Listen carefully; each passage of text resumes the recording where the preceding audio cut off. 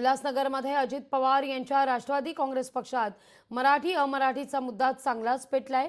यावरून आता कार्यकर्ते आणि पदाधिकाऱ्यांनी राजीनामा देण्याची तयारी सुरू केली आहे। त्यामुळे महापालिका निवडणुकीत अजित पवार यांच्या राष्ट्रवादी काँग्रेस पक्षाला हा मोठा झटका मानला जातोय। ज्यांनी राजीनामा दिला, विधानसभेच्या इलेक्शनच्या वेळेस ज्या माणसांनी राजीनामा दिला, भरत गंगोत्री यांनी विधानसभेच्या इलेक्शनात त्यांना तिकीट नाकारल्यामुळे त्यांनी सर्व पदाचा राजीनामा दिला। या ठिकाणी मराठीचा टक्का जास्त आहे, तरी पण मराठीला डावललंच जातोय आणि 3 ते 4 पिढ्यापासून तसंच चाललेलं आहे।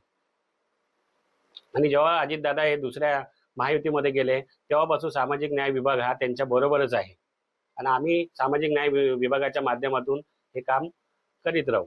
पण जर आमचा कुठल्याही पक्षश्रेष्ठींनी कुठलाही विचार केला नाही तर आम्ही दुसऱ्या पक्षात जाण्याचा निर्णय घेऊ आणि 2 ते 3 दिवसात आमची अजून एक पत्रकार परिषद घेऊ, आमचा निर्णय आम्ही जाहीर करू। लोकशाही मराठी ऐका, पहा, जागरूक रहा।